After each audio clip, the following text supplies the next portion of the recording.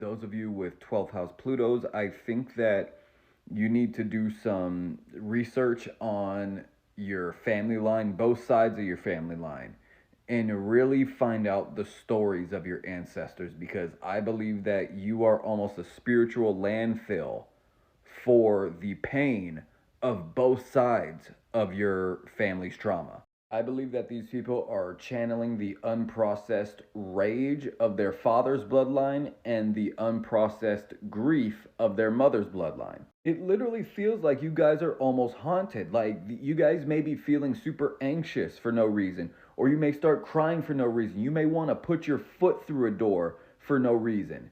And I think that at certain points, you may, at random times even, be reliving the feelings, the trauma that your ancestors went through. But the thing is, your ancestors are cheering you on to make them proud. They want you to do things differently. They don't want you to live the same trauma that they lived. They actually get insulted when you try to make your trauma your personality. So that's why they show up in your dreams and show you, okay, this is what that trauma felt like. Do you want to feel like this for real? And it's odd because I feel like you guys have this contradictory narrative of wearing your trauma as your personality, but also simultaneously suppressing it. You hide your trauma behind the exterior of a badass. And it's almost like people don't need a badass. They actually need your wisdom. You carry more wisdom than most people in this world. The spiritual power that you carry is not something that's supposed to be dimmed or hidden. One thing that you can take a little better care of at hiding, though, is how you expend your energy throughout the world. Alone time is key for you guys. You guys really need to eliminate the noise to get to the bottom of things. I feel like it's almost sacred. That is your recharging. And I see this as the case for a lot of 12th house placements, but I feel like with this one,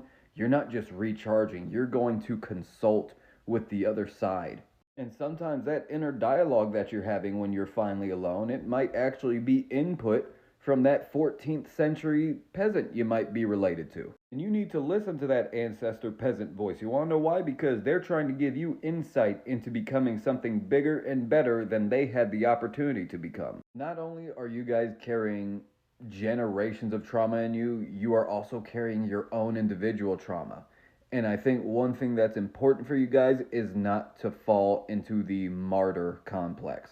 The martyr complex is the downfall of so many people with this placement. And I feel like they don't really escape it until a later stage of life. Stop saying yes out of obligation. Stop feeling guilty when you rest. Stop rescuing people who didn't ask, and stop thinking that your suffering is going to be rewarded, because it's not. Let people be mad. Let them be uncomfortable. Let them fail. Suffering doesn't make you holy, it makes you tired. Now go take a damn nap.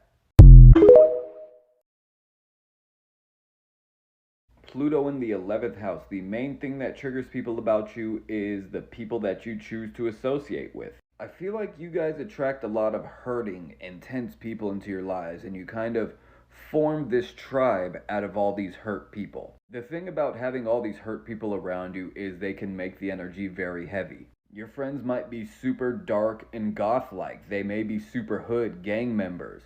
They may just be very powerful people that make people insecure in general.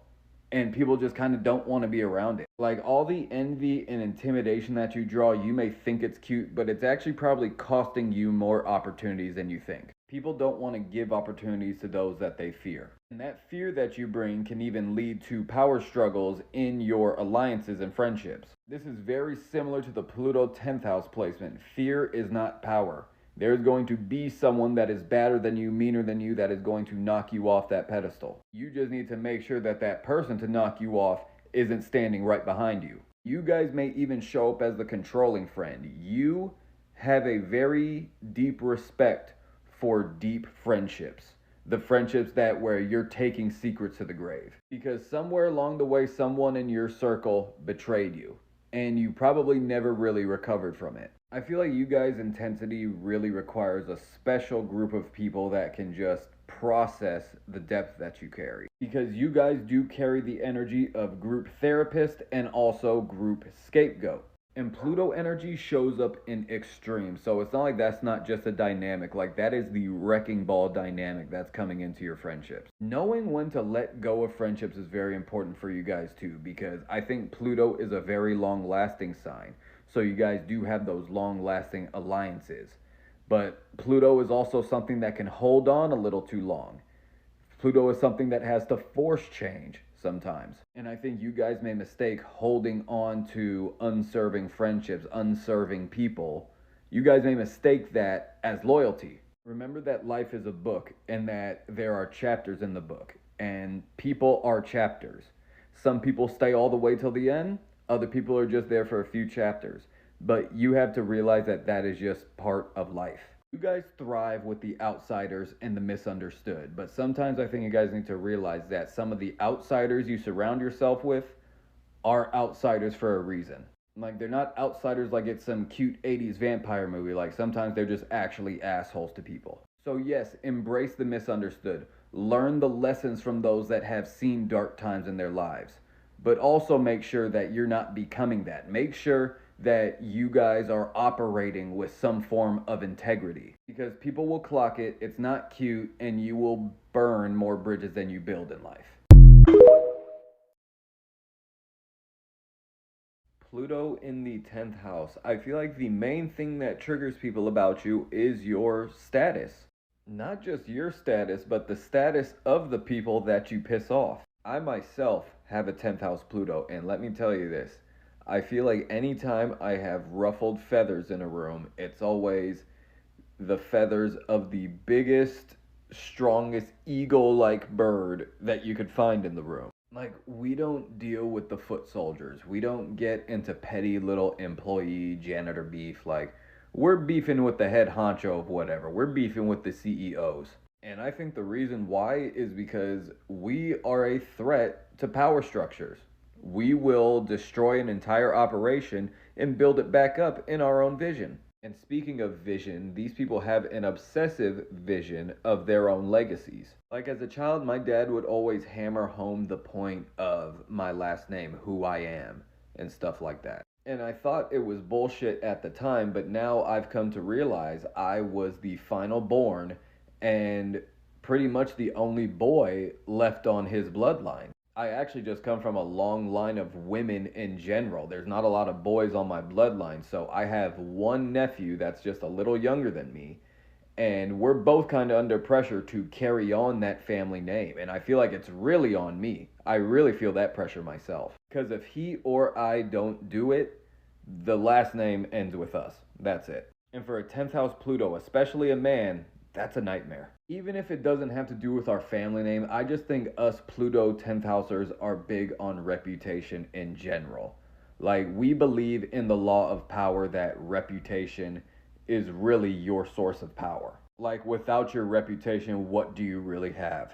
Pluto 10th house does not want to elevate. It wants to dominate. It wants to expand its empire and destroy anything that's in its way. We do not want to meet standards. We want to destroy the standards and make new ones. We want to become the standard. And I feel like when you're on a mission that strong, when you have that much desperation in your veins, it can lead to a lot of mistakes that can actually damage your reputation. Sometimes you're so obsessed with your goals that you ruin what your desires are. So now all those dreams of fame and power that you desired so much have now evolved into infamy and resentment. I do think that this is a placement that's prone to being canceled in public, but I do think that the stamina that it comes with, it gives these people that staying power of sticking around long enough. I see these people even redeeming themselves at a lot of situations that they may have faced a lot of public scrutiny for. This can actually manifest as sticking around long enough to become the hero or sticking around long enough to become the villain, so be careful. These people work very well in the field of psychology, and I feel like when people talk about psychology, they don't realize how wide of a meaning that is. Like, psychology can actually mean even film or acting. Like, the way, like, you guys know what the public wants to see. You guys have that psychic ability. These people work in authority-based positions too. I see, like, these are my police officers, my armed security guards, my politicians, even just people that work in law. I think Pluto 10th house can really make waves in this. These people can also do very well in trauma work or emergency work situations. Like me personally, I'm going to get my EMT certification next year. Just know that you guys can handle pressure that most people can't, and people respect you for that already. Like, you don't have to work any harder for the approval of others. Ninth house Pluto, the main thing that triggers people about you is questions. You're the type of person that makes people question their beliefs, their education, even their very existence. You guys have definitely been through a lot, and I feel like you guys take refuge in the spiritual world in some way, but that can manifest in more ways than one. You may take refuge in astrology or tarot or the church or just some sort of physical healing practice. Regardless, you develop some sort of third eye through the trauma that you developed. The problem is there's a fine line you're walking between opening your third eye and just being an asshole about things. Someone may be in the middle of opening their third eye, and then you come in with a wrecking ball saying, well, guess what? I have a fourth and a fifth eye.